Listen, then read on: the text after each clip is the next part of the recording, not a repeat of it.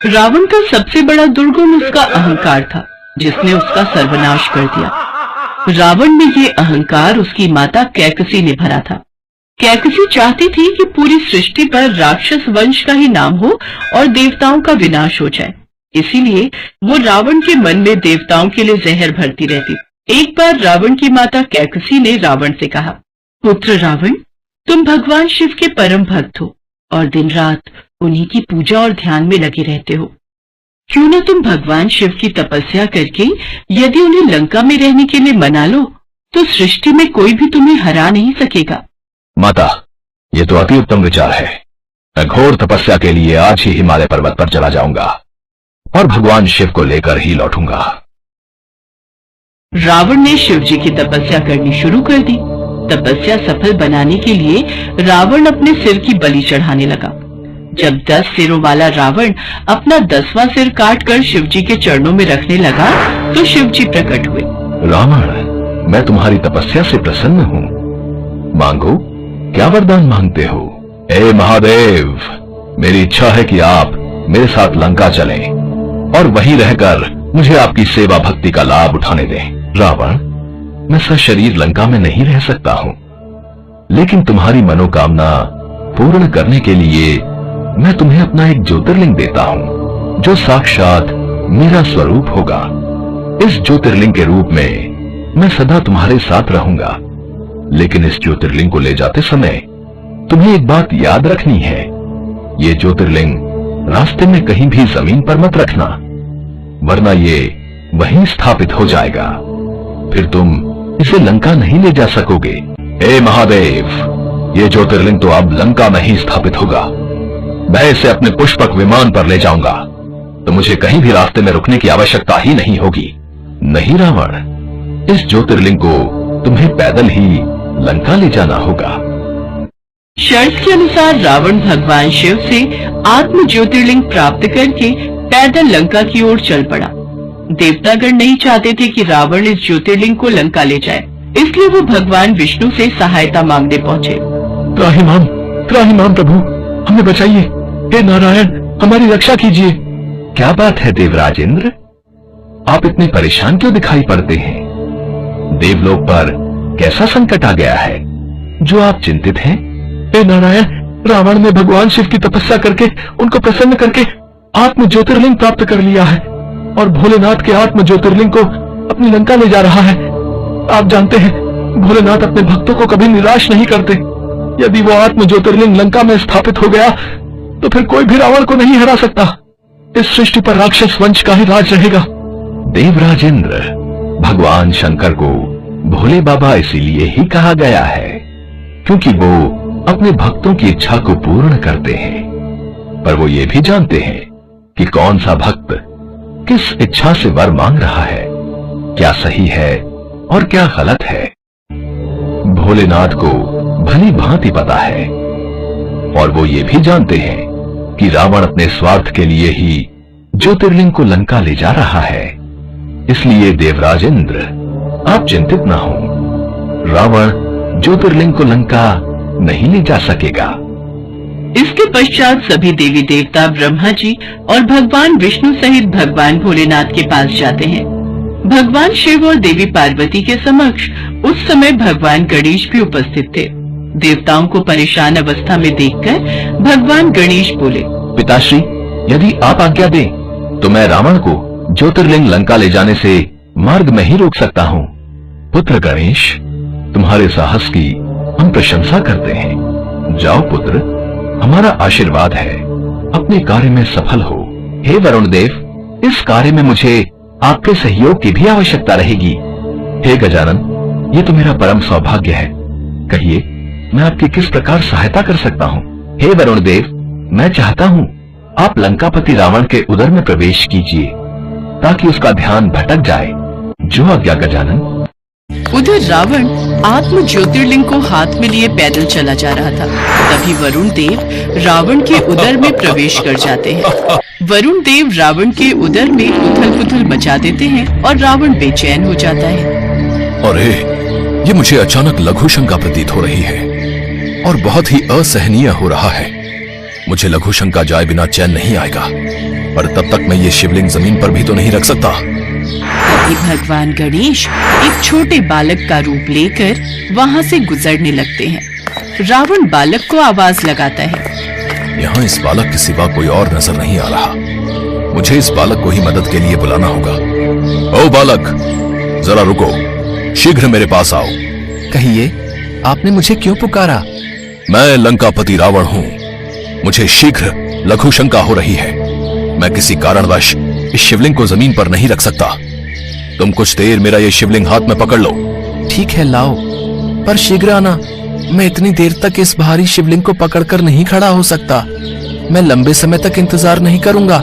मैं आपको 3 बार पुकारूंगा। आप समझ जाना कि मैं शिवलिंग का भार पकड़ने में असमर्थ हूँ, इसलिए उसी समय आप लौट आना। हाँ हाँ, चिंता मत करो, बस मैं गया और आया। पर तुम याद रखना, मुझे 3 बार पुकारे बिना इसे जमीन पर बिल्कुल भी मत रखना। भगवान गणेश तो यही चाहते थे। रावण वहां से लघु शंका के लिए चला गया। जल्द ही गणेश ने 3 बार रावण का नाम पुकारा, पर रावण नहीं लौट सका। उसकी लघु शंका रुकने का नाम ही नहीं ले रही थी। बालक रूपी भगवान गणेश ने ज्योतिर्लिंग को धरती पर रख दिया। ये देखकर रावण क्रोध में भर गया। मूर्ख बालक, मैंने तुझे मना किया था कि इस ज्योतिर्लिंग को जमीन पर मत रखना, पर तूने इसे जमीन पर रख दिया। इसमें मेरी क्या गलती है? मैंने तो आपको 3 बार पुकारा था, पर आप नहीं आए। मैंने तो कहा था कि यदि 3 बार पुकारने पर नहीं आए तो मैं इसे जमीन पर रख दूंगा। अब इतने भारी ज्योतिर्लिंग को मैं छोटा सा बालक कब तक हाथ में पकड़ कर रखता? बालक रूपी भगवान गणेश मुस्कुराकर हंसने लगे। रावण ने ज्योतिर्लिंग को जमीन से हटाने का बहुत प्रयास किया, परंतु अपनी सारी शक्ति लगाने के बाद भी वो ज्योतिर्लिंग को हिला तक नहीं सका। रावण अपना सारा क्रोध उस बालक पर निकालने लगा। बालक के सिर पर वार करने के लिए रावण ने उस बालक का पीछा किया। आज मैं तुझे जीवित नहीं छोड़ूंगा। तेरे कारण आज मैं ज्योतिर्लिंग को अपनी लंका नहीं ले जा सका। जरूर तू कोई मायावी बालक है और ये सब माया तेरी ही रचाई हुई है। बता, कौन है तू? रावण क्रोध से पागल हो रहा था। भगवान गणेश अपने असली रूप में आते हैं। उनको देखकर रावण हैरान रह जाता है। वो जानता था कि वो विघ्नहर्ता भगवान गणेश का कुछ नहीं बिगाड़ सकता।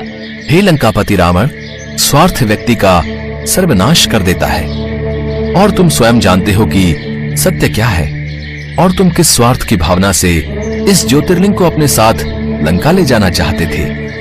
परिणाम तुम्हारे समक्ष उपस्थित है।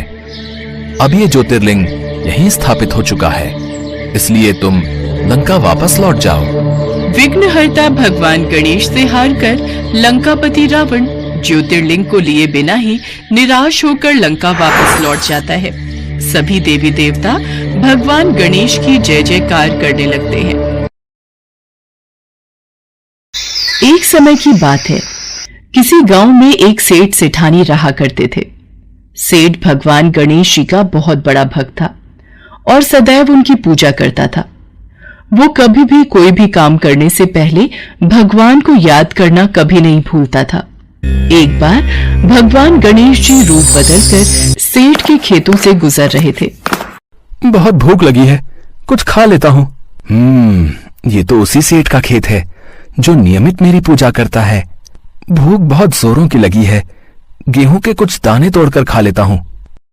गणेश जी ने सेठ के खेत से गेहूं के 12 दाने तोड़कर खा लिए। फिर उन्होंने सोचा, मैंने ये कैसी भूल कर दी।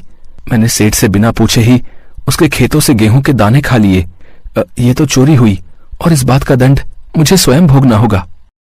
गणेश जी ने एक साधारण लड़के का रूप धारण कर लिया और फिर सेठ के पास पहुंचे। नमस्ते सेठ जी, मेरा नाम गणेशा है। मुझे कोई काम मिलेगा? मैं बड़ी दूर से आया हूँ। यदि आप मुझे कोई काम दे दोगे तो आपकी बड़ी मेहरबानी होगी। गणेशा, मैं तुझे काम तो दे देता, पर आजकल मेरे काम में भी बहुत घाटा चल रहा है।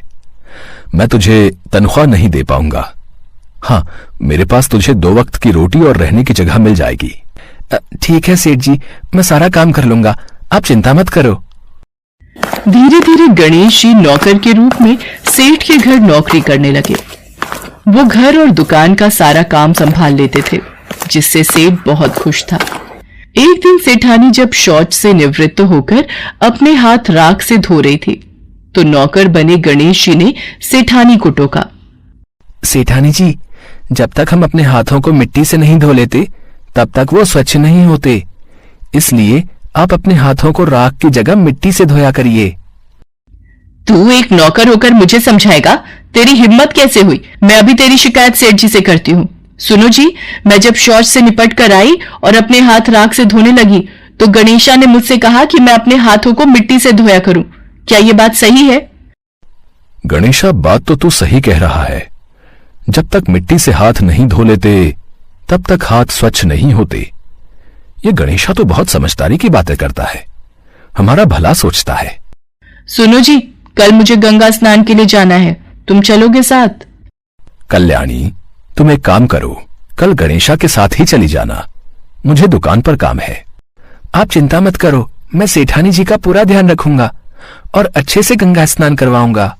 अगले दिन सेठानी गणेशा के साथ गंगा घाट पहुंचती है। सेठानी गंगा के किनारे पर ही बैठकर स्नान कर रही थी। गणेश जी वहां गए और सेठानी जी को बीच गंगा में ले जाकर डुबकी लगाकर वापस किनारे पर ले आए। इस पर सेठानी जी बहुत गुस्सा हुई। उन्होंने गणेशा से कहा, गणेशा, ये तुमने क्या किया? मैं किनारे पर बैठकर ही स्नान करना चाहती थी, मुझे डुबकी नहीं लगानी थी। सेठानी जी, जब तक गंगा स्नान में गंगा जी में डुबकी ना लगाई जाए तब तक मोक्ष की प्राप्ति नहीं होती। गंगा स्नान तो डुबकी लगाकर ही पूर्ण होता है। मुझे ज्यादा समझाने की जरूरत नहीं है। सेठानी घर जाकर ये बात सेठ को बताती है। गणेशा, तुमने ऐसा क्यों किया? सेठ जी, आप ही बताइए, जब तक हम गंगा में डुबकी नहीं लगा लेते तब तक स्नान पूर्ण नहीं होता। मैं सही कह रहा हूं ना? अब किनारे पर बैठकर स्नान करने का क्या फायदा? ये गणेशा तो बड़ी बुद्धिमानी की बातें करता है, हमारे बारे में कितना अच्छा सोचता है। गणेशा इसी तरह सेठ के सारे काम करने लगा था। गणेशा के आ जाने से अब सेठ जी का व्यापार भी अच्छा हो चला था। एक दिन सेठ ने घर में एक पूजा का आयोजन किया और सेठानी जी को बुलाने के लिए गणेशा से कहा, गणेशा, जाओ जाकर सेठानी को बुला लाओ, पूजा का समय हो रहा है, हमें मंदिर निकलना है। ठीक है सेठ जी, मैं अभी सेठानी जी को बुलाकर लाता हूं। गणेशा सेठानी को बुलाने चला जाता है। अरे सेठानी जी, आपने ये काली साड़ी क्यों पहनी हुई है? आप पूजा में काली साड़ी ना पहनकर लाल रंग की साड़ी पहन लो। पूजा में लाल रंग शुभ माना जाता है। मैं काली साड़ी ही पहनूंगी, अब मैं कपड़े बदल चुकी हूं, मैं दोबारा तैयार नहीं होंगी। और तुम मुझे इस तरह से उपदेश देने वाले होते कौन हो? मैं अभी सेठ जी से जाकर तुम्हारी शिकायत करती हूं। सेठानी सेठ के पास जाती है और सारी बात बताती है। ये बातें हमें याद नहीं रहती, गणेशा ठीक ही कह रहा है। पूजा कार्य में लाल रंग सचमुच शुभ माना जाता है। एक काम करो, तुम लाल रंग की ही साड़ी पहनाओ। ये गणेशा तो हर वक्त हमारी अच्छाई के बारे में ही सोचता है, वरना कौन आजकल किसी की भलाई सोचेगा। ऐसे ही दिन बीत रहे थे। एक दिन सेठ ने घर में गणेश पूजन का आयोजन किया हुआ था। गणेशा मूर्ति के स्थान पर बैठ जाता है। ये देखकर सेठ को गुस्सा आ जाता है। गणेशा, ये कहां की समझदारी है? मैं तो समझता था तुम बहुत समझदार हो, बड़ी बड़ी ज्ञान की बातें करते हो, और खुद ही अज्ञानी बनकर उस स्थान पर बैठ गए हो जहां गणेश जी की मूर्ति का स्थान है। अच्छा, फिर तो मैं बिल्कुल सही स्थान पर बैठा हूं। देखते ही देखते गणेशा भगवान गणेश के रूप में आ जाते हैं। प्रभु, आप स्वयं एक नौकर के रूप में हमसे बहुत बड़ी भूल हो गई प्रभु, हम आपको पहचान नहीं पाए, हमें क्षमा कर दो भगवान। हे प्रभु, मैंने ना जाने आपको नौकर समझकर कितना कुछ कह दिया, मुझे क्षमा कर दो प्रभु।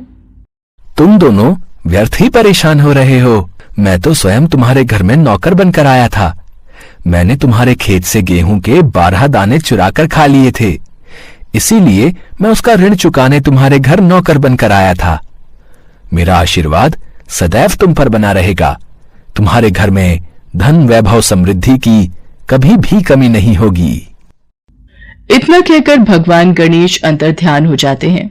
उस दिन के बाद से सेठ सेठानी के घर में खुशियों के भंडार भरे रहते हैं।